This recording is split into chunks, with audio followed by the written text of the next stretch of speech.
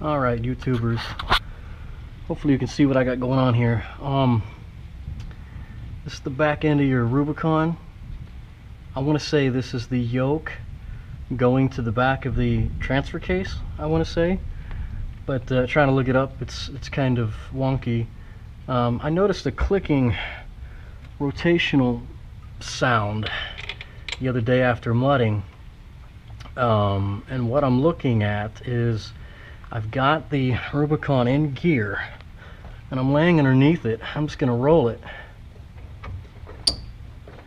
And if you notice, these two centrifugal or circular pieces, as they move centrifugally, they're squeaking against each other. This plate here, I don't know if there's a bushing supposed to be in here or what, but clearly this piece here, there's no gap.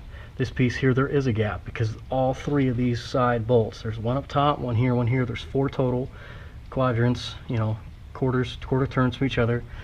They're all loose, except for this one. So I'm lucky I even made it home, because we had been wheeling all day long, off-road trailing, going through some stuff.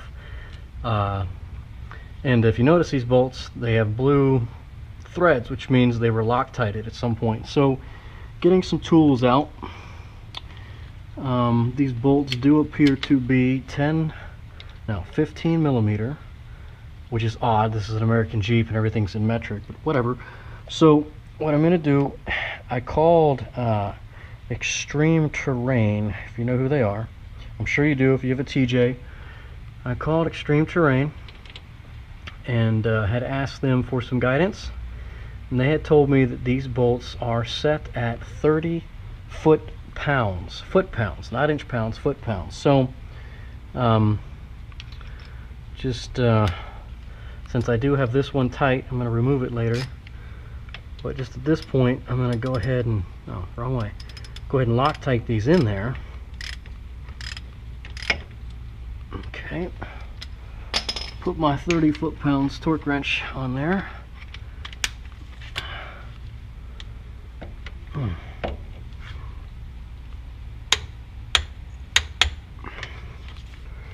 We'll do that to each one of these.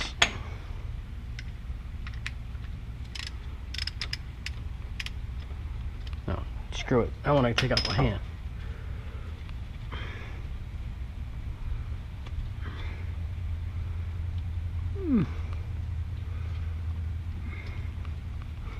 Now, problem is the transfer case is in the way here.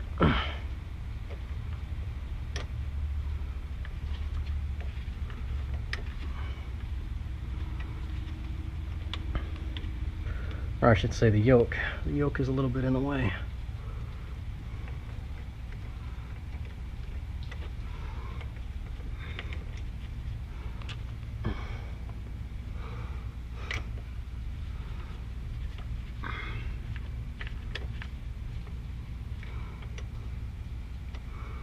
Yeah, that socket's too big, so let's go see if we have a 15 millimeters wrench.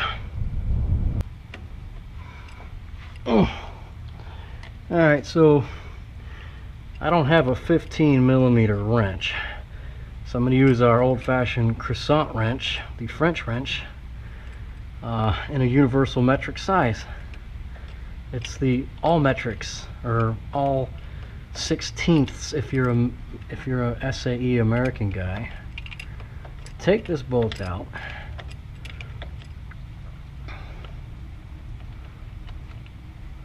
okay, so while I'm working with bolts here,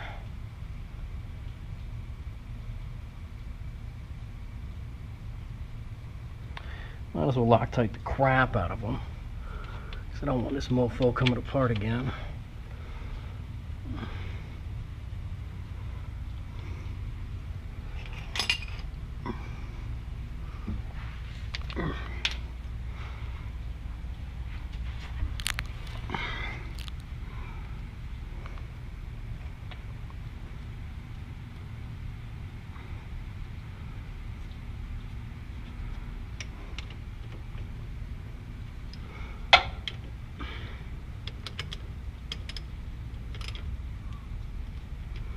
Now, I'm not going to torque them.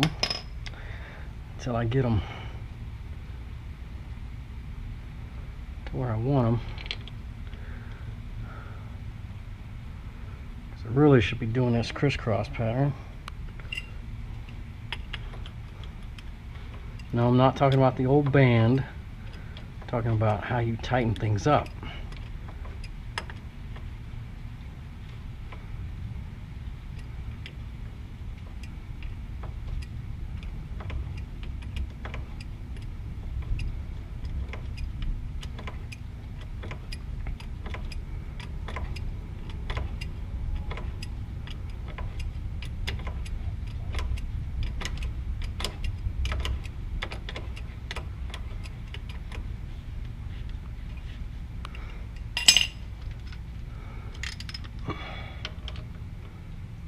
Golly, that one's loose too.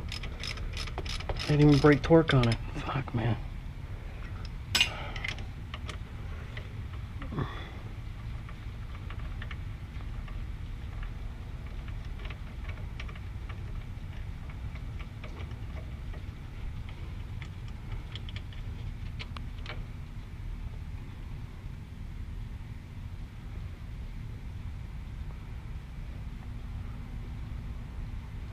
I'm lucky this thing didn't shear off as I was driving.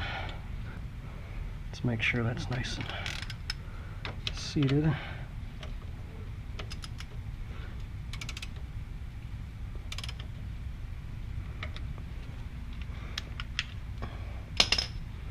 Now you should never use, no, it's too big. Well, never mind that. Guess I won't. So you should never use a knuckle like that to torque anything. Plus this should be more of a straight shot. Okay. In.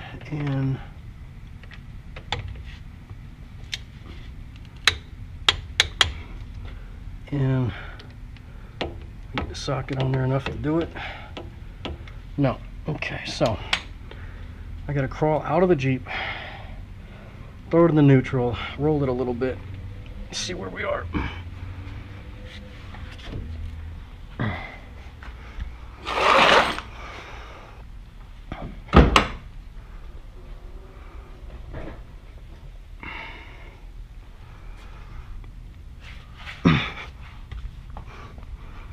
Okay, now again, this is very dangerous.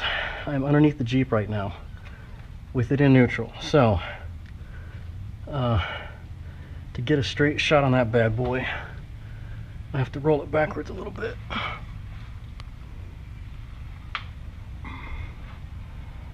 Is this dangerous? Yes, because the Jeep could roll over top of me.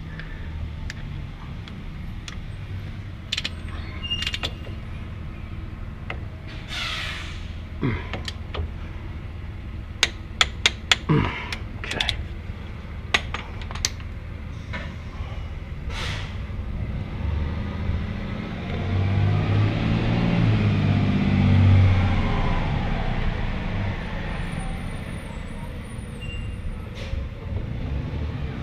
Now we go out, we'll put it back in gear.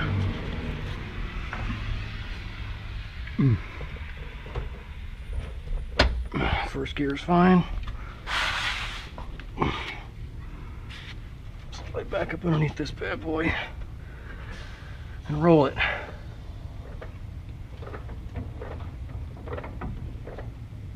Cool. See, no more squealing. I don't know how long Loctite takes to set, but this Jeep's gonna sit overnight, and this will set up. So hopefully that looks like it fixed my problem. Once I look at all this other stuff on here and clean things up, might be good to go.